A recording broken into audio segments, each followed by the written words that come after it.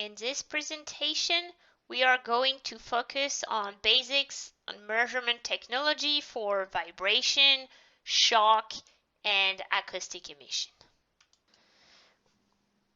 When doing shock and vibration measurement, it's always determined by progress over time of the displacement, the velocity, and the acceleration. To do so, you can use relative measurement or absolute measurement. When measuring those motional changes, there is a basic distinction between the relative and the absolute method. We have to distinguish between two systems of coordinate, a mobile reference system and one that is relatively stationary. Measurement is relative when the motion of an object, which means the system of coordinates, is relative to the movement of another object. The system of coordinates, which visualize and describes the path along which the object moves, is not firmly associated with the object. With absolute measurement, on the other hand, the motion of the object in space is relative to the previous position of the same object.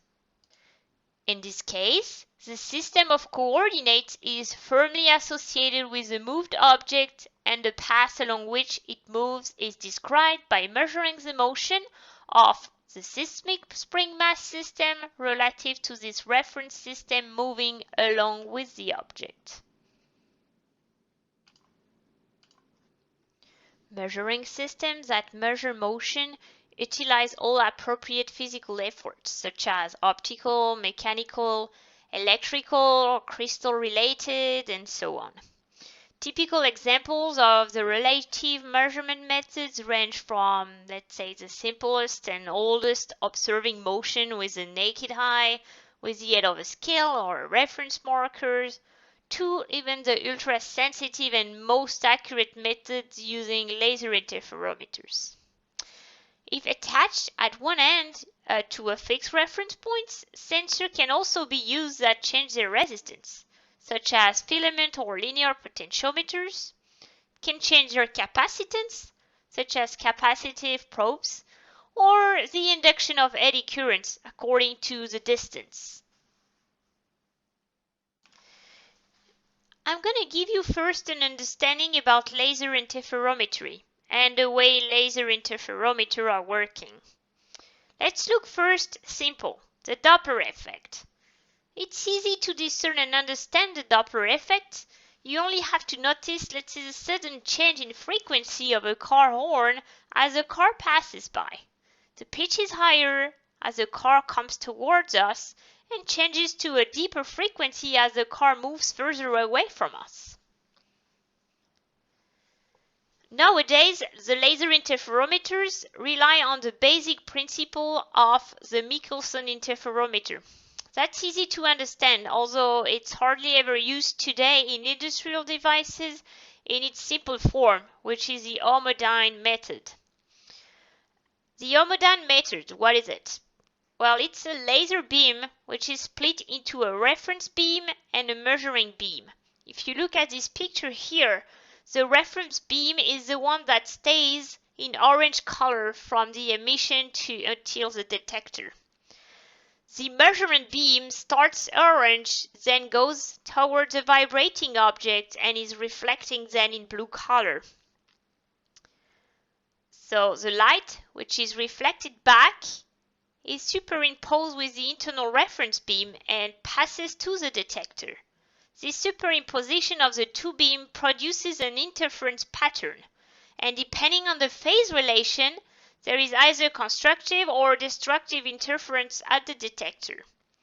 In more modern heterodyne interferometers, the recombined beam is once again split into two paths, and a phase shift of 90 degrees is introduced by a quarter wave plate, so that the two signals are present in sine and cosine, which means quadrature.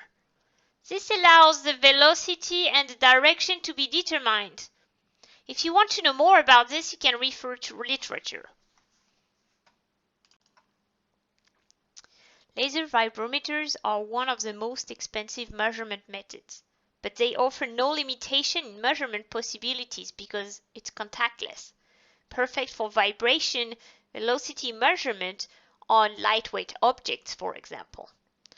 You can find different kind of laser vibrometers. First kind would be single point vibrometers, like fiber optic ones, in-plane vibrometers that are measuring perpendicularly to the laser light, or a 3D laser vibrometers that are simultaneously capturing the three components of the vibration. You have also scanning laser vibrometers. They perform extensive sampling of the stationary processes, such as a microscope scanning LV. Last but not least, you have rotation vibrometers. You have to keep in mind one thing.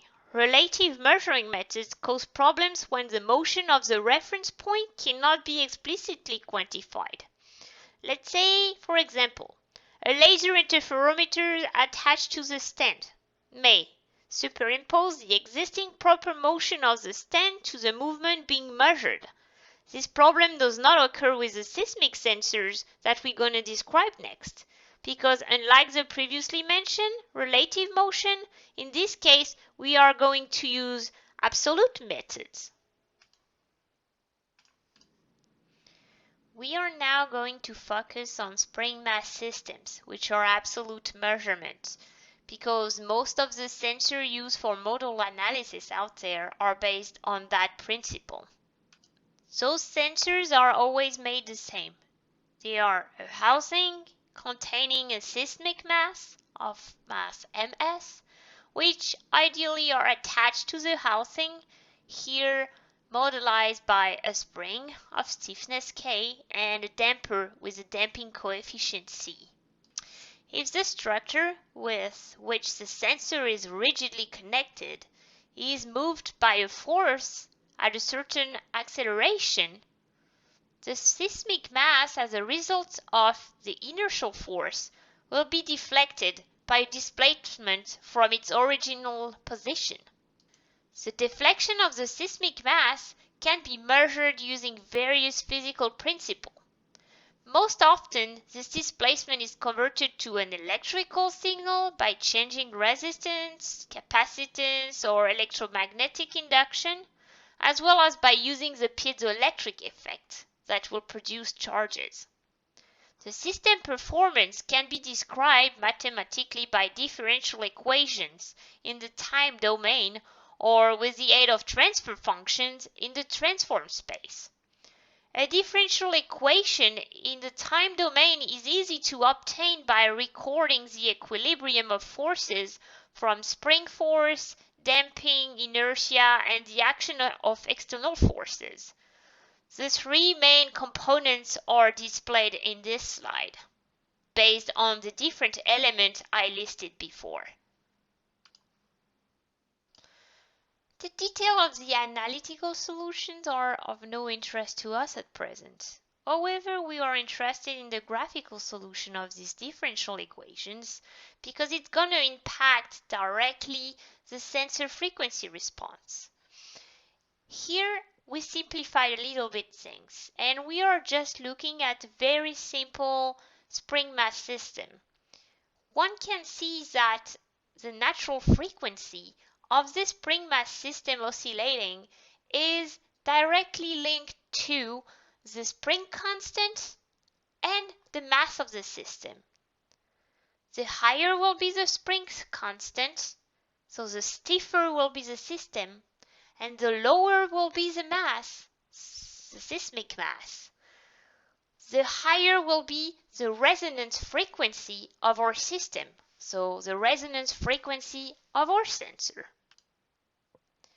Here you can see below in blue the typical frequency response of an IEPE sensor, meaning a piezoelectric sensor with integral electronic. We are right now not interested in the lower frequency response. This will be explained later. What is interesting to us is to look at the higher frequencies. So one can see that the closer you get to the natural frequency or the resonance frequency, the bigger will be the amplification of the signal being measured. This, once again, is directly linked to the mass of your system and the stiffness of the system. The usual rule of thumb would be to say that for a response, a flat response with a sensitivity deviation between plus minus 5%, the frequency should not be higher than 20% of the natural frequency, resonance frequency. Those specifications such as frequency response will be more explained in the next presentation. What we want to focus on here is more explaining about sensor technologies, especially the one based on the seismic mass principle. So let's go back to that. We at Kistler have 5 technologies that we are using. The Piezoelectric PE, charge output technology, the IEPE, or also known as ICP, or Piezotron, which is piezoelectric with an integral electronic, providing a voltage output. This one is the most popular out there. Then you have piezoresistive technology, also voltage output, MEMS capacitive technologies that are allowed to be used for DC measurement, low frequency measurement, also voltage output, and you have servo MEMS capacitive that have a specific compensation loop that we are going to explain, also allowing measurement at DC or low frequencies and providing also voltage output. The most popularly used technologies will be IEPE for dynamic measurement, so modal analysis at higher frequencies, and MEMS capacitive technologies for modal analysis on lower frequency systems such as bridges, for example. Piezoelectric acceleration sensors are made of crystals or piezoelectric ceramic. Crystals are naturally piezoelectric materials. Ceramics are not. You basically can give them any shapes you want, and then they are being polarized by a big magnet to have them become piezoelectric. Ceramic and quartz are the industrial standards out there. Even Kistler are using them. But we also offer our own grown crystal called Piezostar. It has been designed for higher temperature stability, more sensitivity, and long-term stability. That means sensors can be used in changing temperature environment. They are smaller and lighter than quartz sensor, and of course much more stable in time than quartz or ceramic. Piezoelectric crystals or ceramics will generate an electrical charge when exposed to the mechanical stress induced by the seismic mass after a vibration, which is of course proportional to the force acceleration applied. Then a signal conditioner converts the charge signal into a voltage signal. Most of the time, the signal conditioner is inside the sensor. Those sensors are then called IEPE. We will start first talking about the sensing elements. We will even start with the crystals. The most commonly used crystal out there will be the synthetic quartz. It's the one that looks like the picture on the top right corner. We cut the quartz in different directions depending on the sensing direction we want to excite. We will also find out there on the market sensor based on tourmaline, which is a natural crystal, much harder to find and much harder to process. Then we have specific quartz that are being optimized for optimized performances, such as the Ki-85, which is a Piezostar crystal used by Kistler for high stability and temperature purposes. Actually, the most commonly used sensing element for modal analysis application, which are actually most of the time at stable temperature, will be ceramic-based, ferroelectric ceramic-based sensor. It's a polycrystalline dielectric material, but it must be polarized in order to show piezoelectric performances, as I described before. It's a non-centrosymmetric structure. The benefits? Well, it has a high piezoelectric constant, so very, very high sensitivity. So you don't need very big ceramic to provide a high charge output. It can be manufactured in various shapes and sizes, as you can see on the picture, whereas you are limited for the Quartz or Piezostar or even tourmaline designs. Production can meet specifically some material properties if necessary. On the other hand, you have drawbacks, of course.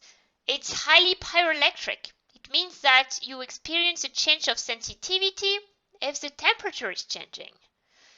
You also have change of sensitivity with time because the ceramic, after several years or through the years and through the usage, will lose its polarization, so it needs to be recalibrated more often. In addition, you have a non-flat frequency response. I will explain more about this in a later presentation. Then you have the popcorn effect that can happen during high temperature.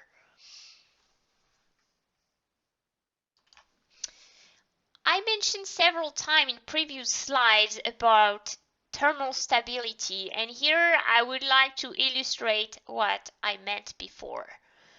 You look at the chart on the top right corner.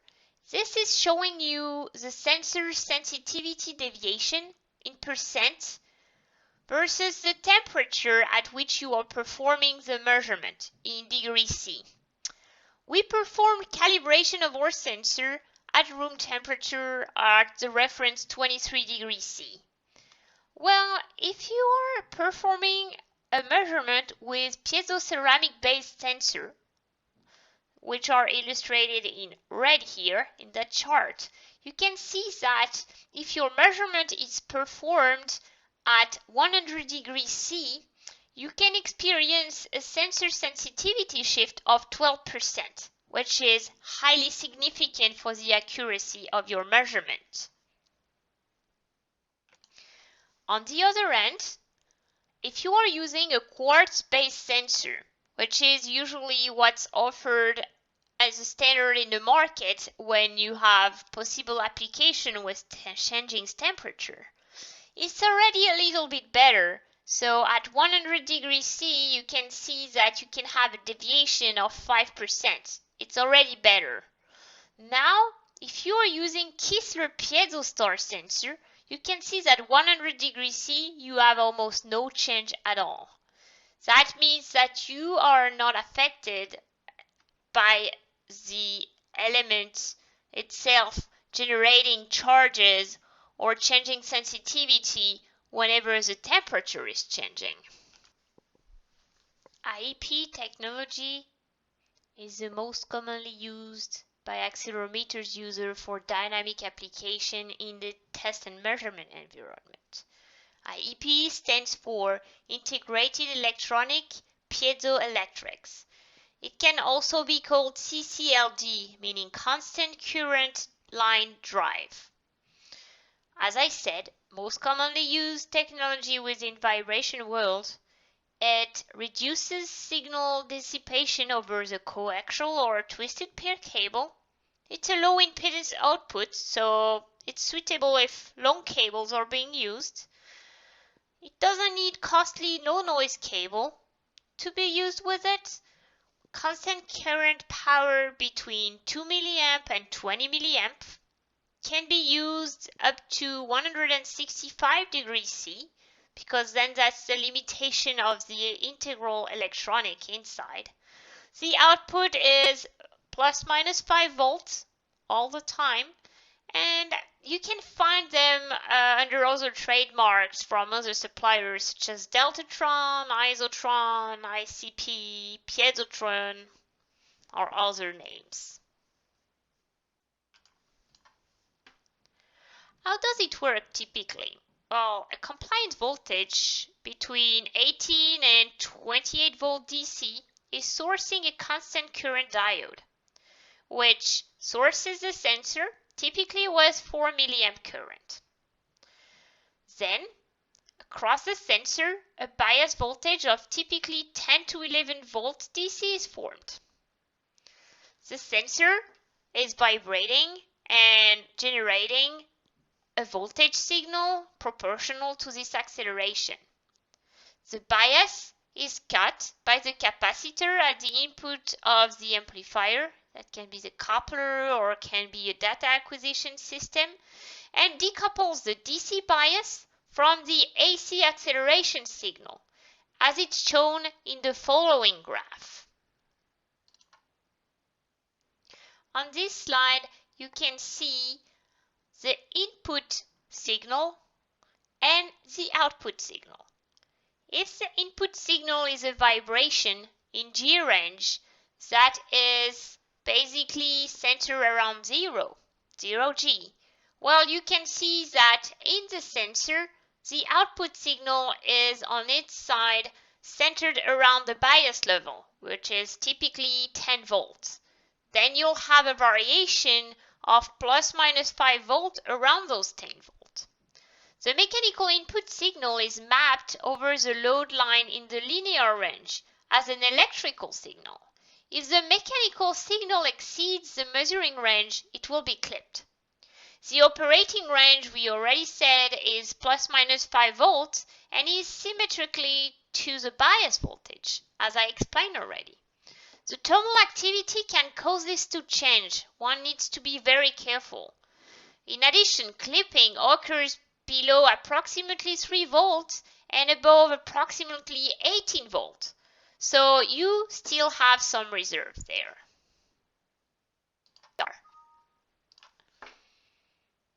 This slide is showing a comparison between a charge and an IEPE solution. On the left, a measuring chain with a charge output accelerometer and an external charge amplifier where the full-scale output can be adjusted through the range capacitor, CR. A high insulation cable is needed between the sensor and the charge amp. On the right side, a measuring chain with a voltage output sensor and a coupler or a data acquisition system compatible with IEPE. This time, the range capacitor, CR, is already embedded in the sensor and cannot be adjusted anymore. Power and signal are both going through the same coaxial cable. For the piezoelectric and IEPE sensors, we already discussed sensing elements, quartz and ceramic. We already discussed usage or not of the built-in electronics. Now we're looking at the mechanical assembly inside the sensor. You will find 4 major designs: compression, annular shear, K-shear, and piezo beam. The compression one is the older design, almost never used anymore, where you had a quartz plate or a ceramic plate under a seismic mass. And when you had vibration, the seismic mass were compressing the sensing element and you would get this charge output. In the annular design, of course, because of its annular shear shape, you are talking here about ceramic. The ceramic is in shape of a tube. Around that tube, another tube, which is the seismic mass itself. When the vertical acceleration is acting, you have a shear force acting on your ceramic, and you will get charge output in such manner. The K-shear one is used in Kistler for Quartz or Piezostar sensing elements. Here you are looking at two blue plates, and those two blue plates are attached to a post in the center and two seismic mass on each side. When you have the usual vertical acceleration, the two seismic mass on the side are putting some shear force on the two plates, and you will get once again charge output. The last design is the piezo beam design. In that case, you see a blue plate that is very thin. That's a ceramic once again. And when you get the vertical acceleration, you actually have a bending of the beam. And the bending and the changing, the formation of the beam is generating charges that are collected again. Now that we explained in detail piezoelectric technology, we are going to look more into the MEMS capacitive technology. This MEMS capacitive technology is using sensing elements that are made from bulk micromachining in semiconductor industry. We already mentioned some of it earlier, but let's look at it again. The main purposes of those MEMS capacitive sensors is to be able to measure DC response or low frequency. So MEMS capacitance sensors are to acceleration what a strain gauge sensor would be to force measurement, and what piezoresistive sensor would be to pressure measurement. They offer improved performances and robustness. That's also a plus. They have high sensitivity up to 1000 millivolt per G. They have an impact resistance up to 5000 Gs with a 200 microsecond half-sine pulse. They are also critically damped. And last but not least, well, you can use variable capacitance that can replace low ranges piezoresistive sensor. Those piezoresistive technology sensor will be explained later.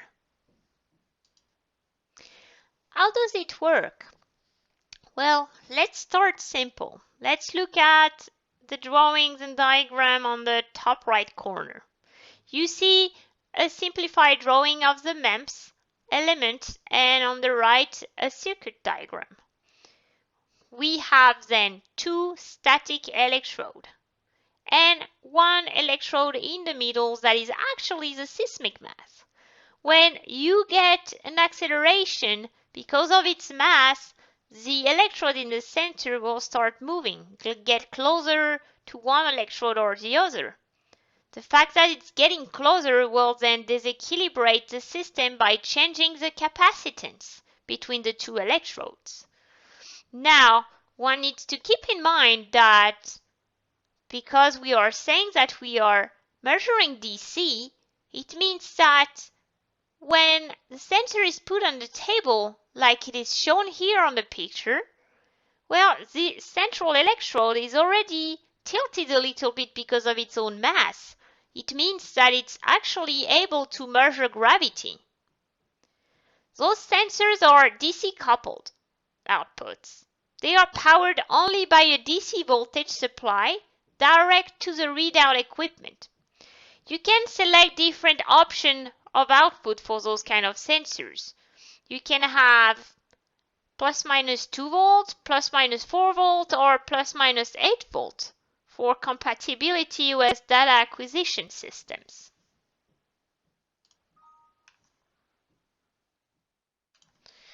Here you have a little zoom into the drawing I shown before. You can clearly see the top electrode, number 1, then the frame, number 2, the spring, number 3, mass, number 4, bottom electrode, number 5, and glass layer, number 6. On the right side, you can see the electrical diagram explaining how the sensor is being conditioned inside to get the signal output. you get a repeatable change in capacitance whenever the seismic element is deflected. You also have a gas field gap that exists between the electrodes, influencing the damping that I already mentioned before. The displacement of the flexure estimated using a simple spring. Then the differential capacitance between the top and the bottom electrodes reference to the center mass is measured and will be converted to a voltage. The measured signal is demodulated to obtain a DC level corresponding to the acceleration. Voltage regulator stabilizes the supply voltage, and a built-in low-pass filter attenuates unwanted signals above the operating frequency range. It's a 4-wire system. It needs to be understood that it's not capacitive sensor on the market, such as a Kistler K-beam. If you look at single-axis ones or even triaxial ones, can be available with many different options, such as selectable signal output. For example, the offset value can be adjusted to accommodate unipolar data acquisition system, meaning a 2.5 volt plus minus 2 volts, or a bipolar data acquisition system. Like the 0G output would be 0 volt, and then variation around that will be plus minus 4 volt or plus minus 8 volt, depending on the capability of the data acquisition system. This is shown here on this slide.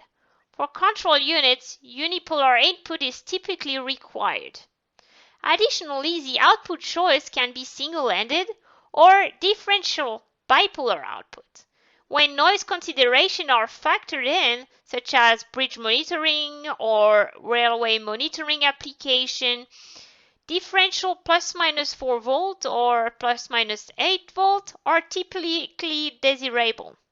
The ground noise perturbations on both positive and negative part of the signal are then compensating each other.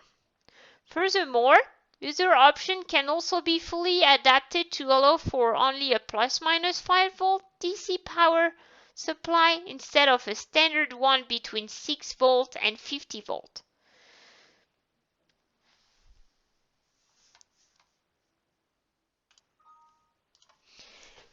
Depending on the selected sensor output, bipolar, unipolar versus full differential, the pin out of the sensor will be slightly different. On the top, you see the bipolar, unipolar pin out assignment, and on the bottom, the full differential sensor pin assignment. With regard to differential output, the sensor pin assignment is slightly different from the others. Differential output uses 2 pins for the signal out, plus and minus, whereas single-ended bipolar and unipolar outputs only require 1 pin assigned against ground for acceleration signal out. This would, for example, leave an option for temperature output, which is illustrated here on the top picture. You see also in this design that you have off-ground bases in this example.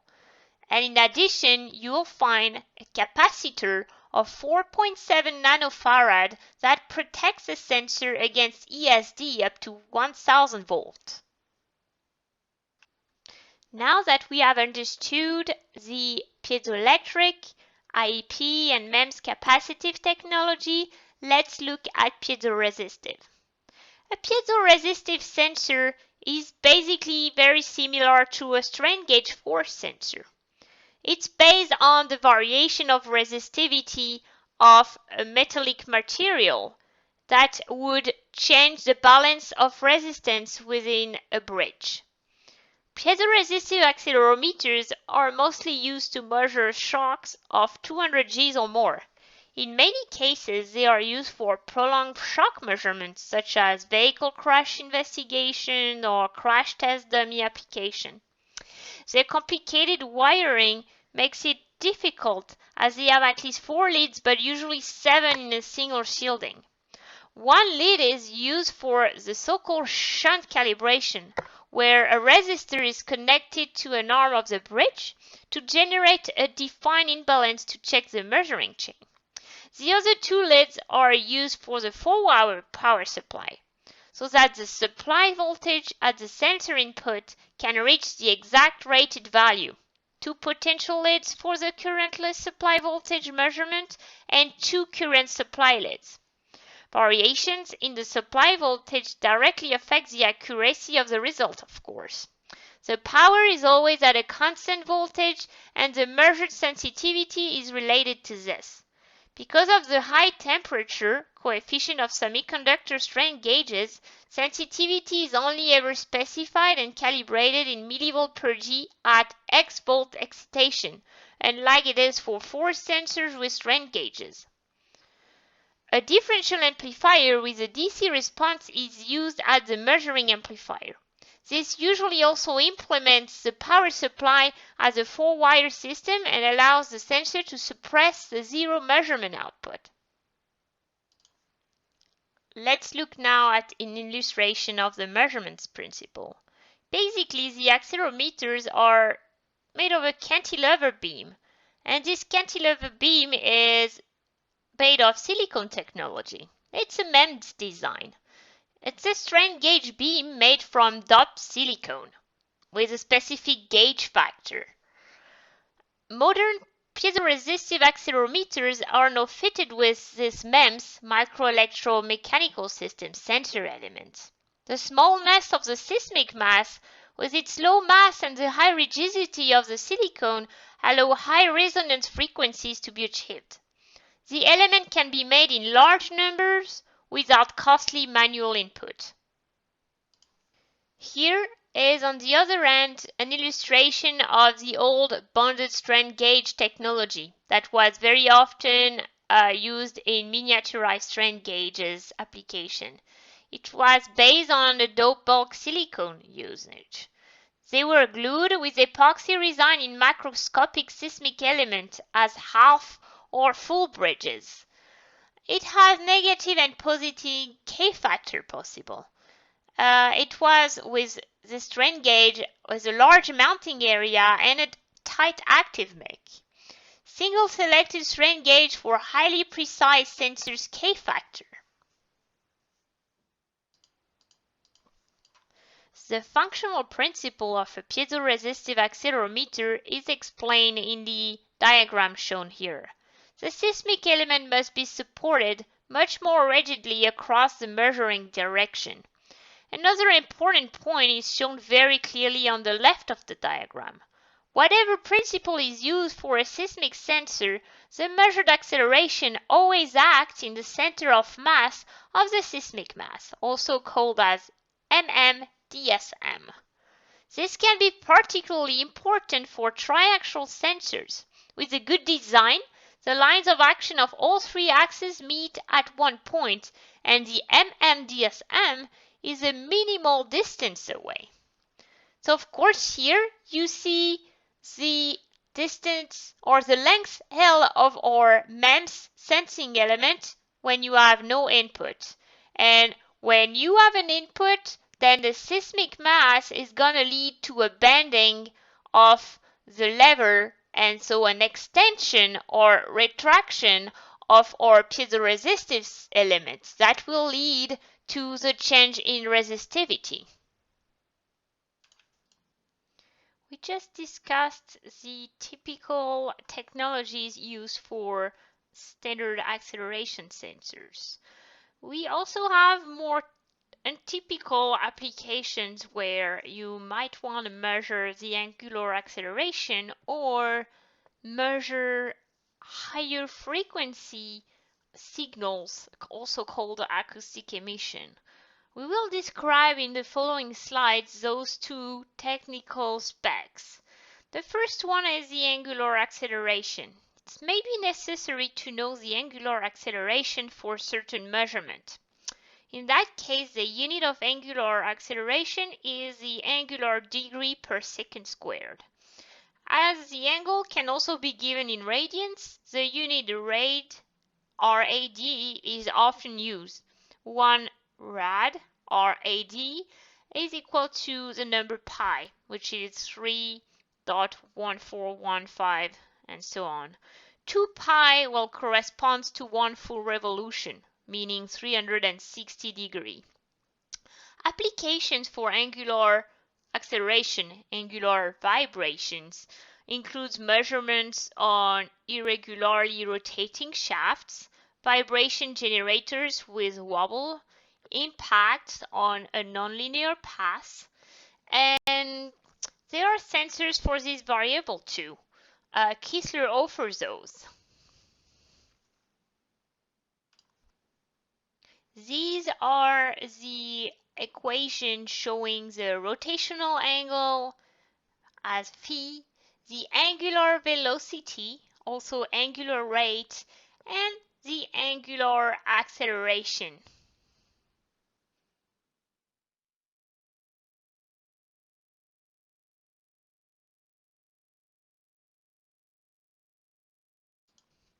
Let's look a little bit into the internal design of such sensors. Consider the piezoelectric plates on the right side of the symmetric package to be inverted with respect to the opposite side.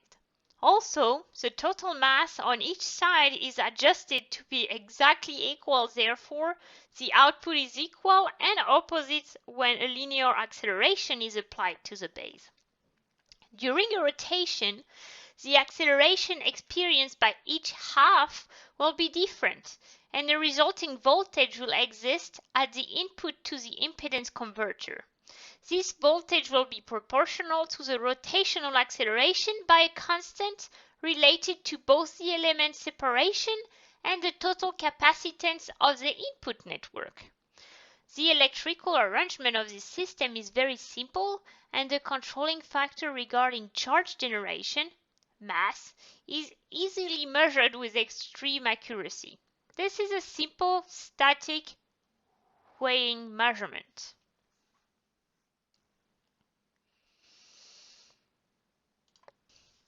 Acoustic emission is a completely different physical phenomenon.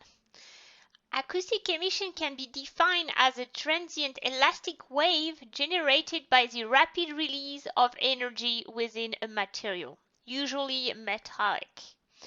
When a structure is subjected to an external stimulus, that can be a change in pressure, load, or temperature, you can have localized sources triggering the release of energy in the form of a stress wave which propagate to the surface and can be recorded by sensors.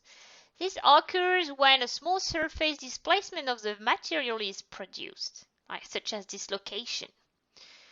Acoustic emission measuring chains are especially well suited for measuring high energy surface waves above 50 kHz in the surface of metallic components, structures, or systems. Such acoustic emission results from, as we already mentioned, perturbation, leakage, plastic deformation of materials, crack formation, fracturing, friction, or fatigue. 50 kHz is much higher than the operating frequency range of vibration sensor. So acoustic emission are much higher than that and are completely differentiate. As I mentioned in the previous slide, vibration sensors cannot withstand such high energy. They are usually dedicated to measurement up to 12 kHz, not more. The acoustic emission sensors will start measuring only at 50 kHz and up to 1 MHz. This means that they can separate high vibration environment from fatigue and failure, and they can accurately measure cracks and so on without being influenced by the vibratory environment such as a vibrating machine next to the measurement point. Let's take a look now at the internal design of such a sensor. The piezoelectric ceramic sensing element, which is part A in here this drawing, is mounted on top of a stainless steel diaphragm, which is part C here, which in turn is welded to the stainless steel housing. The diaphragm coupling surface protrudes slightly below the housing and when mounted provides a well-defined coupling force. This provides a reproducible coupling of the sensor to the mounting structure and repeatable measurement results. The sensing element is largely acoustically isolated from the housing due to its design and well protected from the external noise. An internal impedance converter is incorporated in the sensor and provides a low impedance voltage output signal. An internal high-pass filter prior to the impedance converter provides protection from low-frequency AE signal and shocks, either saturating the impedance converter or causing damage to it. In this PowerPoint presentation, we try to present you most popular sensor designs and the one mostly used for model analysis. We would like here to provide a summary. First, in amplitude. We see here a chart starting at 1 micro G and up to 100,000 Gs. If we are looking at the lower G level for very, very low vibration measurement down to the micro G level, usually servo MEMS capacitive sensors are used. We introduced MEMS capacitive earlier. A servo MEMS capacitive will have a compensation loop embedded inside in order to compensate and reach micro G level noise. Higher than that, between 1 milli-G and up to, let's say, 1000 G level measurement, general vibration sensors are often used. They could be MEMS capacitive or IEPE or charge outputs. Higher than 1000 or higher, let's say, than 2000, up to 100,000 Gs, then shock sensors, IEPE or charge output, must be used. They have internal designs that are much more rugged to survive such high G shocks. Let's look at the same summary now, but in the frequency domain. If you start at DC or down to microhertz level or even lower than 0.5 hertz level, up to 1000 hertz, MEMS capacitive sensors can be chosen. If you then start around 0.5 Hz up to 12 kHz, piezoelectric accelerometers are well suited. If you then are higher than that, somewhere around 50 kHz up to 1 MHz, in that case, you are looking at acoustic emission phenomenon. An acoustic emission sensor should be preferred. Well, thank you very much for your attention.